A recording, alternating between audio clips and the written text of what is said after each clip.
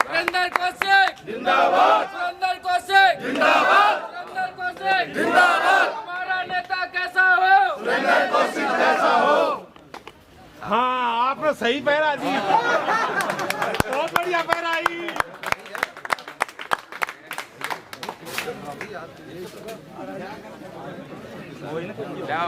चेहरा दिखा दो। हाँ महाराज जी मन्नत है। महाराज जी थोड़ा घूम के, महाराज जी साथ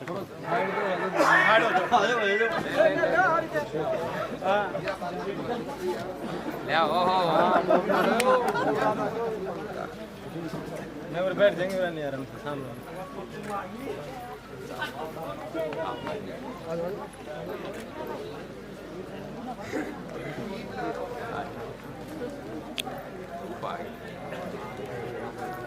हाँ वाह वाह।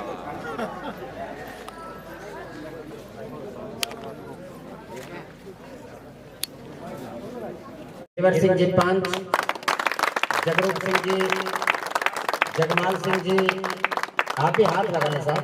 ओम प्रकाश शर्मा जी, प्रेमनाथ जी महाराज जी, महेंद्र जांगड़ा जी, हवलदार दाताराम जी रंगा, रामेश्वर दयाल जी रंगा, राजू नाई, सुमेर सेवापति गोठड़िया, शेर सिंह यादव गोठिया, रण सिंह हवलदार गोठिया और डॉक्टर धर्मेंद्र सिंह रंगा। और इन सबकी तरफ से पगड़ी और संपूर्ण गांव की तरफ से ये हमारे जो युवा साथी बैठे हैं, हमारे जो पूर्व में रहे सरपंच साहब, हमारे पंच साहब, नंबरदार साहिबान और पूरे गांव की तरफ से कौशिक साहब को ये पगड़ी भेंट की है। और एक छोटी सी बातें मैं कहूंगा, कौशिक साहब बैठे, शर्मा साहब बैठे।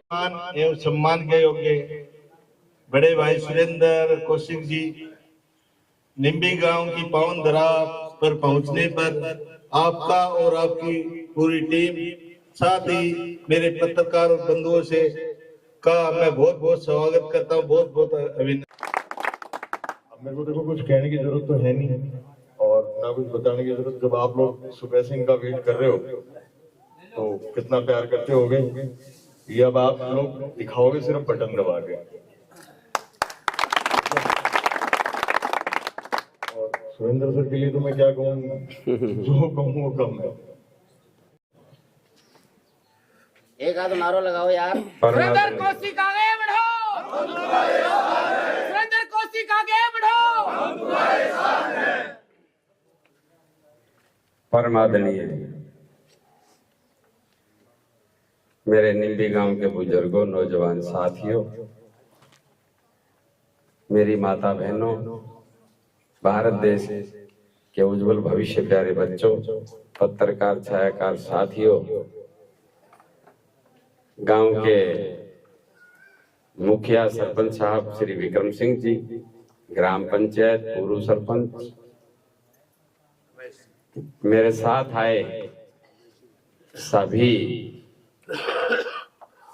बीएसपी और इंडियन नेशनल लोकदल के सभी कार्यकर्ता, सभी नेता, सभी पदाधिकारी, गांव ने मेरा इतना बड़ा मान सम्मान किया है, मैं आपका तहे दिल से शुक्रिया अदा करता हूं, धन्यवाद करता हूं।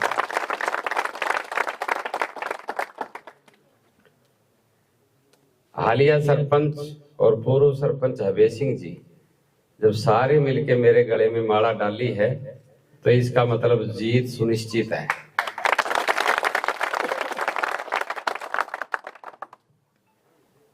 पर मैं जब जिला प्रमुख था तो कुछ आदमी मेरे पास निम्बी से कई जाते थे, मेरा पारिवारिक संपर्क है, मेरा परिवार है। आज वो मुझे कई आदमी दिखाई नहीं देते कि वो कहते हैं हम तो बीजेपी के साथ हैं। तो मैं तो उस दिन भी इनेलो में था, आज भी इनेलो में ही। पर गांव के ऊपर मुझे गर्व है कि ये गांव एक पहला गांव ऐसा है जो मेरे को इतना चाहने का काम करता है, बार बार मेरे को पहले भी 2 बार तोल दिया केलों से और आज फिर तोल रहे हैं। मेरे तो ये बात दिमाग में भी नहीं थी कि आप कोई प्रोग्राम कर रहे हो। मेरे तो ये था कि मेरे को मिलने के लिए आना है। तो मैं जितना आपका धन्यवाद करूं उतना ही कम है। अब आने वाली सरकार आपकी, और सरकार कैसे आएगी? जब थारला जो बटन है वो चश्मे का दबाओगे। क्यों? थारा हाथ बैठ रहा है फूल पे। हम आई बार जाओ और बटन थारा तो दूसरो बटन तो याद ही को फूल सिवा। हमने तो अब तक फूल ही फूल का बटन दबाया है, पर इब का फूल वाला का नहीं देख ही मत लियो ना, आंख मीच लियो और चश्मा वाला बटन दबा देना। ज्यों ज्यों चश्मा का बटन दबेगा, बुजुर्गों की पेंशन जो पहले चौधरी देवीलाल ने 100 रुपया की थी, अब वो 3000 रुपया होगी और 7500 हम देने का काम करेंगे। कॉपी तो बनवा दी पर सिलेंडर ना दिया, खाली कागज पकड़ा दिया। अब जय कॉपी को फूक के भी तो उसे एक रोटी भी ना बने। अब कॉपी बनी तो खुश होकर के घर वाले ने एक बार गैस का सिलेंडर भरवा दिया, वो महीने में खत्म हो गया तो दोबारा कहां से आए? अब घरवाली तो कहे सिलेंडर लेकर के, यार घरवाला कहे पैसा नहीं है, तो झगड़ा हो गया कि नहीं हो गया? ये बीजेपी की सरकार है, ये तो मियां बीबी का झगड़ा भी करवा देती है।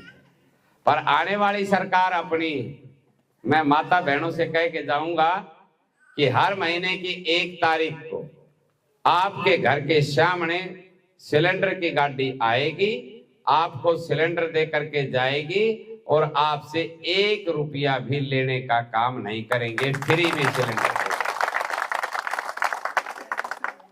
अब घर में फिर दिक्कत आ गई कि बूढ़ी तो न्यू रुतबा जमाएगी कि मैं तो 7500 ले रही हूं। अब वह जो बहू खाना बनावे उन्हें बेचारी ने पीढ़ियों पैसों ना मिले। गैस का सिलेंडर देंगे, साथ में उस गृहिणी को हम 1100 रुपए भी देंगे। अब आजकल क्या है, बीपीएल का राशन कार्ड कट गया। अब आप जाओ डीसी के पास जाओ, एसडीएम के पास जाओ, कहीं भी जाओ तो वो आपको क्या कहेंगे, ऑनलाइन कराओ।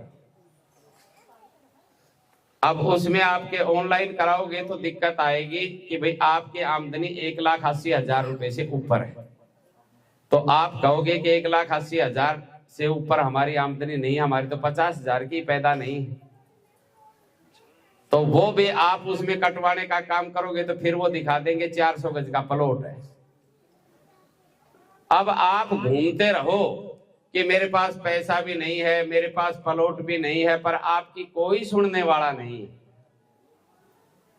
आप हमारे को वोट दोगे तो ये जितनी भी फैमिली आईडी, जितनी ऑनलाइन, जितनी बकवास चला रखी, इन सब कागजों को हम फाड़ के फेंक देंगे। सिर्फ एक चीज छोड़ेंगे, गरीब का बीपीएल का राशन कार्ड, अमीर का हरा राशन कार्ड, इससे अलावा कुछ नहीं होगा। जिसका बीपीएल का राशन कार्ड होगा उसको 150 गज का प्लॉट देंगे और साथ में 2 कमरे और रसोई, लैट्रिन, बाथरूम बना करके देंगे। जिस प्रकार से गुड़गांव में फ्लैट की चाबी दी जाती है, ऐसे हम आपको चाबी देने का काम करेंगे। हमारी सरकार सदा गरीब की हितैषी रही और भारतीय जनता पार्टी और कांग्रेस की जो सरकारें हैं वो सदा पूंजीपतियों की हितैषी रही। हम पूंजीपतियों के हितैषी नहीं, हम तो गरीब आदमी के हितैषी।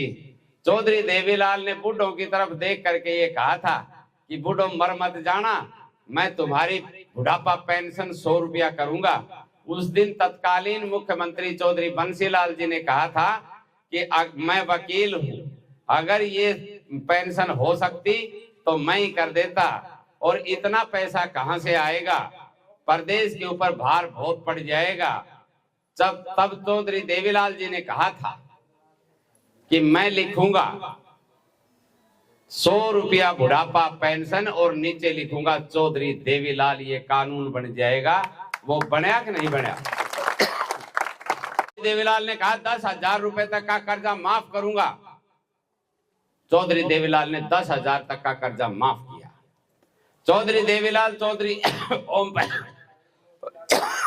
ओम प्रकाश चौटाला ने कहा था कि जो औरत पहला बच्चा जब पैदा होगा तो पहले गरीबी बहुत ज्यादा थी, घी का पैसा नहीं था, खांड का पैसा नहीं था, पहले घी 50-60 रुपया किलो आया करता। उस समय चौधरी देवीलाल ने 500 रुपया देने, पहले बच्चे पर देने का काम किया था। 5100 रुपया कन्यादान, गरीब की बेटी का कन्यादान हम 5100 देंगे, हमने देने का काम किया। साइकिल के ऊपर टोकन लगता था, वो हटाने का काम किया। गांव में अगर कोई भी तंबाकू हुक्का पीते थे, कोई एक क्यारी में तंबाकू बो लिया करता, पुलिस पीछे पड़ जाया करती। ये सब काम उन्होंने हटाने का काम किया था। और जो जो चौपाल बनाई थी, सबसे पहले चौधरी देवीलाल ने, चौधरी ओम प्रकाश चौटाला जब गरीब की बस्ती में गए और बारिश आ गई, खड़े होने के लिए जगह नहीं मिली, तो उन्होंने कहा था कि हम चौपाल बनाएंगे। तो सब गांव में चौपाल बनाने का काम किया था। इन बीजेपी वालों ने और कांग्रेस वालों ने क्या किया? बीजेपी वालों ने तो सब कुछ ऑनलाइन कर दिया, रोटी भी ऑनलाइन कर देंगे तो अगली बार आ गया। तो इनको हटाओ, अपनी सरकार बनाओ। अपनी सरकार बनेगी, गरीब का भला होगा। और मैं तो वैसे ही निम्बी में ही रहता हूं। मैं जिला प्रमुख था तब भी मैं निम्बी में ही चक्कर काटता था। मैं जिला प्रमुख पार्षद बन के तो परली तरफ से आया था, पर मैंने निम्बी में और छाजियावास में सबसे ज्यादा पैसा देने का काम किया था।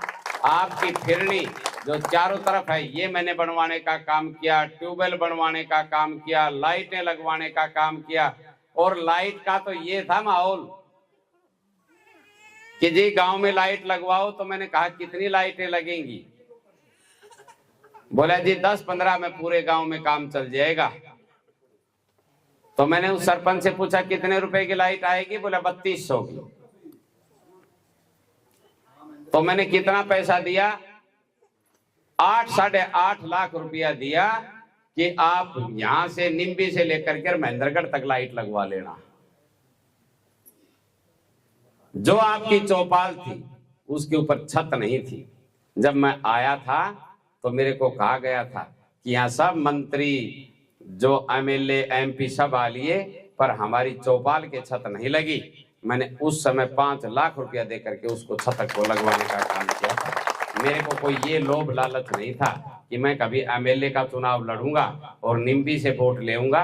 नहीं, मुझे ये था निम्बी मेरा गांव है, निम्बी में भला करना जरूरी है। अगर मेरे को जागरण में बुलाया मैं वहां आ गया, गरीब की बेटी की शादी में बुलाया मैं वहां आ गया। जैसा मेरे से बन पड़ा मैं आपकी सेवा करके गया। अब की बार ये सेवा आपके हाथ में है।